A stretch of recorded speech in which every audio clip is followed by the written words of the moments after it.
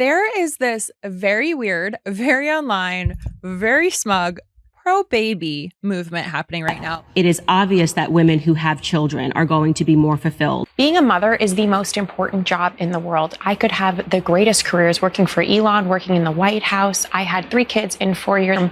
But being a mother has made my career richer, fuller, better. It's made life richer, fuller, better. Having a husband makes your life better. It does. And if more women were told and more young girls were told that a husband and children make your life so much better, they would do it younger. Young women, I talk to young conservative women all the time about their lives and their goals and, you know, the things that they want. And what's happening is they can't find a lot of young men who want to marry a working woman now. Please, don't put it off. Especially if you're a young woman, don't put it off. You can always have a career. You can always, go back to work. You can never just go back to having children. Where a bunch of people have suddenly decided that the biggest problem in society right now is that women are not having enough kids. Not housing, definitely not wages or healthcare, or not the fact that everyone is exhausted and broke. Come on, gals, have you tried just having more money? No. The issue is apparently that women are too focused on their jobs and not focused enough on being barefoot vessels for the future. And real quick, I'm Loren Piretra. Please take a moment and make sure you're subscribed. Hit that notifications bell, turn notifications on, hype this video if you're on mobile, share it with a friend if not, because we cannot have these pro-baby bitches like Katie Miller, the wife of Stephen Little Bitch Miller, telling young people that their primary purpose in life is to be a birthing vessel and to submit to pasty white nationalists like Stephen Little Bitch Miller, who once admitted to living off of mayonnaise exclusively. Look it up. I'm not making it up. And the wild part is when we look at who's pushing all of this, it's not single, stressed out moms or people drowning in childcare costs. It's Megyn Kelly. It's Candace Owens. It's Erika Kirk. It's Katie Miller. My nightmare blunt rotation, plus the usual orbit of right-wing trad wife influencers. All of a sudden, all of them are suddenly very invested in telling women to stop working, to embrace motherhood as their primary identity, and to be more submissive and trust that everything will just perfectly magically work out, which is such a funny message coming from women who are extremely wealthy, professionally insulated, and absolutely not planning on giving up their own primary income, platforms, or autonomy. All of them just happen to have book deals, speaking tours, podcast sponsorships, wealthy husbands, or dead husbands in some cases, full-time nannies, household help, media careers requiring constant travel, social media managers, and 6-figure Substacks. Megyn Kelly telling women to embrace traditional roles from the comfort of her multi-million-dollar media career it's performance art. She's doing podcasts from her home studio about how modern women are too focused on their careers and material success, wearing $400 worth of modest linen. No. She's explaining that feminism ruined everything by making women think that they need financial independence. Just, you need to trust God and make some sacrifices and birth the babies and everything's going to work out. She says this right before her assistant reminds her about tomorrow's flight or a conservative conference where she's going to pray to Charlie Kirk as the keynote speaker on why women should stay home. Candace Owens also rallying against feminism after making a fortune being a professional opinion haver. 10% of women are the only women whose marriage rates are going up. So they're getting married, they're staying married, and their kids are doing better. When you look at stay-at-home mothers, you see that they're more likely to report being depressed. They're more likely to report having anxiety and anger and all these types of things. So how can you say that? Seems like a woman, if you want to get married and have kids, you should go to college and have a career. So it sounds to me like we are looking at totally different statistics, because everything that you said, I've actually read the exact opposite. I'm glad we're on a fact check show with you. Right, exactly. Oh, it's so exciting. That's going to be amazing. Okay. Because I know, like I said, I think what we're talking about is that there was this widespread report on female happiness. And I know that it was formally debunked and it was That's not what I'm talking about. Pew Research, right. University of California. In fact, working mothers today spend more time with their children than women did in the 1960s that were at home. Okay. Well, women that are at home are obviously spending more time with their children than the people who are at work. And their today. children are not faring off any better, and they're faring off worse. How are you measuring their children faring off worse? How likely they are to higher incomes. better scores, fewer health problems, fewer behavioral issues, and better mental health. So just to get back to the claim that I'm making here is that it is obvious that women who have children are going to be more fulfilled. How is that obvious? Because you said so?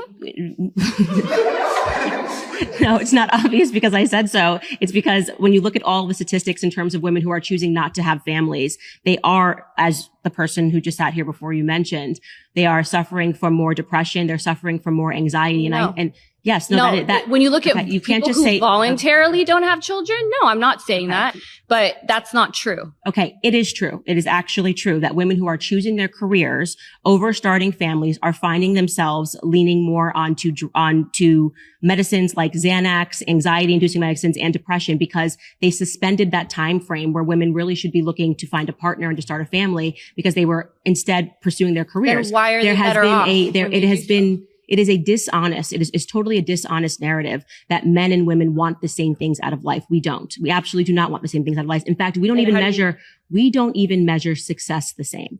And just capitalism. She loves capitalism. Erika Kirk is the #1 pro-natalist. And when it comes to career, I will be fully transparent. I was fully bought into the boss babe. I mean, I lived in Manhattan. Mm-hmm. Charlie essentially plucked me out of the New York City orbit and was like, no, I have a healthier way of viewing things and looking at life and things like that. And he was right. He was right. And I remember thinking, if I would have stayed on that path I was on, I would have lost out on some of the most beautiful moments of my life. Children, having a husband, being able to create and build something so incredible. She's making it a lifestyle, and she's rallying up this crowd and telling them to opt out of work. Work is not empowering, as if financial dependence in America isn't one of the fastest routes to being completely fucked if anything goes wrong. Feminism has packaged things for us, and it's good to pause and to actually reflect and to think about how that actually began. Because it has been this system of psychological conditioning for women, and it begins as soon as you enter the school system. You start to see these things. You start to understand that feminism as a term is all around you. It is something that you are being force-fed, whether you recognize it or not. And make no mistake, there is absolutely nothing feminine about feminism, right? There's nothing feminine about feminism. And that is the left. They take words, and when they sell it to you, it always sounds good, but they're actually doing bad. I mean, obviously a very big example of that is when people say, oh, I'm pro-choice, and that sounds wonderful, but actually no, an infant is not choosing whatsoever in that environment. And it's the same thing with feminism. You want to think that that's a good word. When you learn about that the first time and they say, well, this is about equality between the sexes.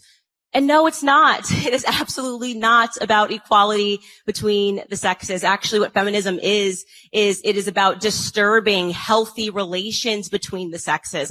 I actually say now that if you really understand feminism and you start to follow it and you start to get deep into the history of feminism, it is actually a precursor to transgenderism. And then we have Katie Miller.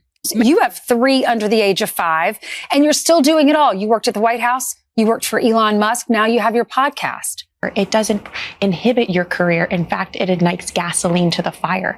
And if more women were told and more young girls were told that a husband and children make your life so much better, they would do it younger. It isn't this career gap where you take time off, have maternity leave, and you can't come back and be a CEO. You look at Adina Friedman, the CEO of NASDAQ. She took part-time work when she was a young mother. You look at Susie Wiles, right? Who was a young mother, went part-time, and then she went into becoming chief of staff in the White House. Married to a man, Stephen Little Bitch Miller, whose whole identity is built on his passion for ethnic cleansing.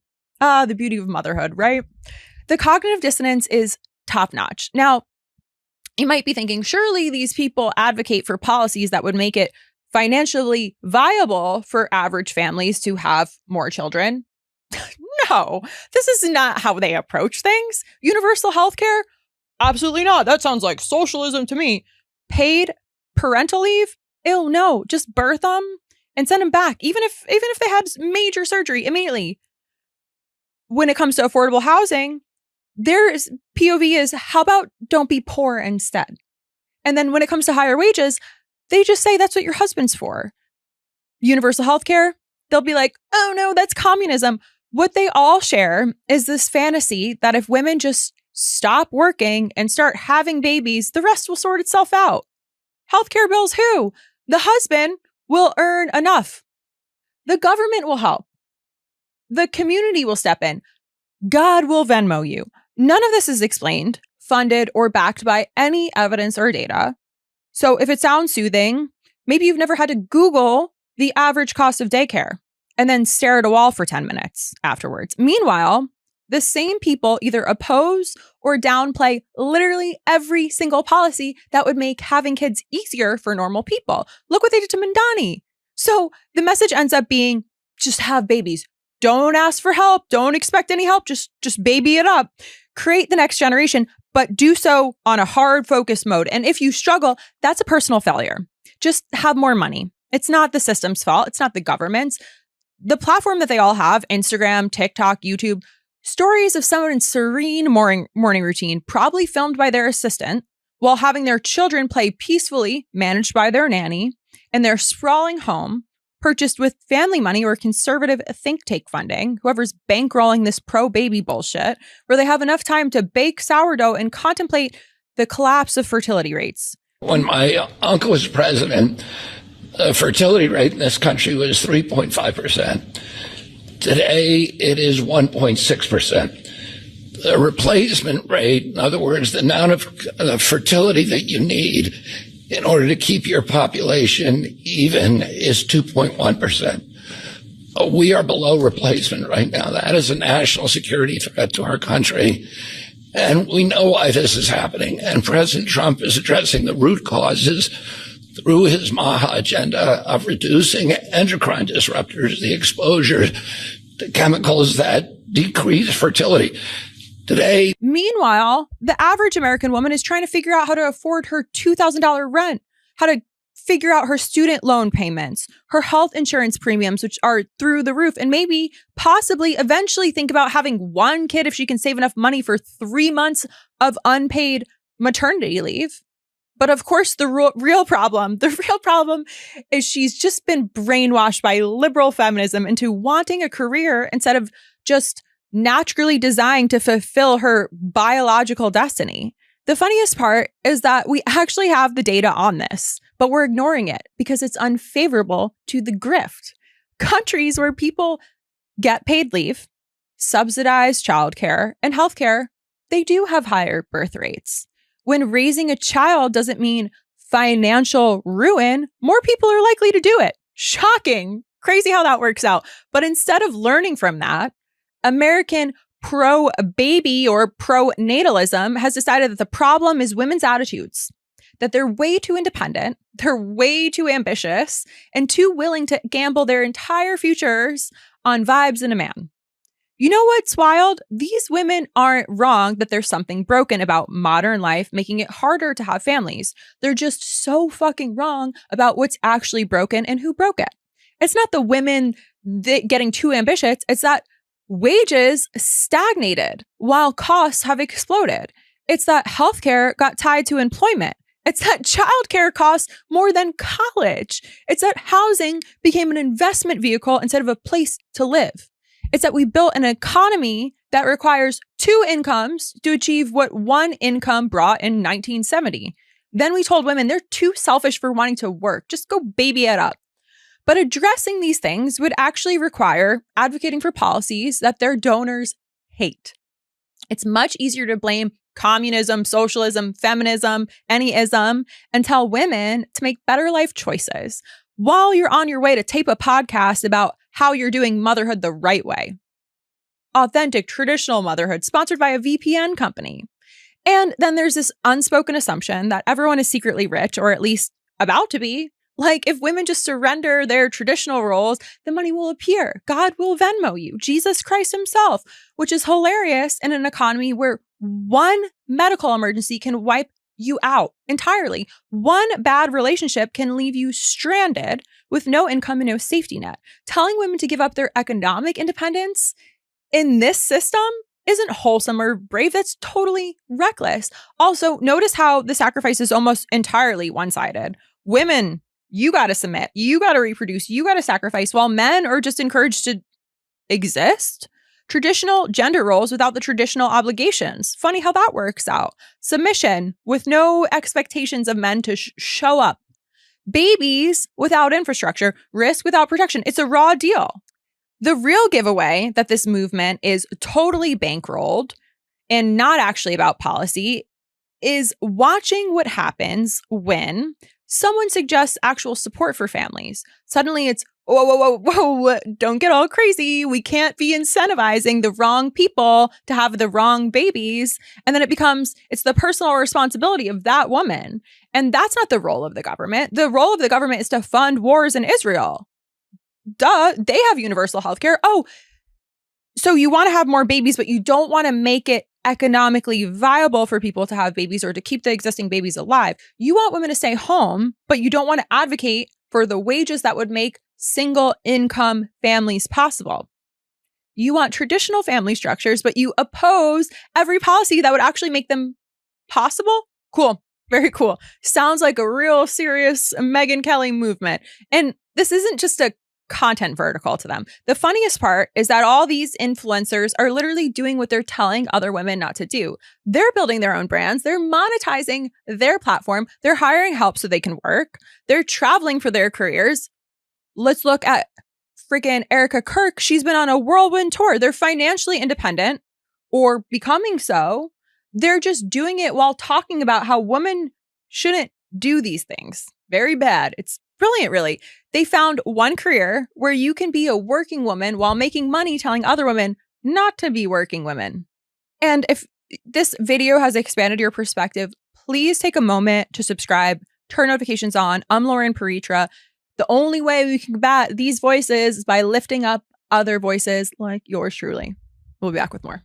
Love this video? Support independent media and unlock exclusive content, ad-free videos, and custom emojis by becoming a paid member of our YouTube channel today. You can also gift memberships to others. Let's keep growing together.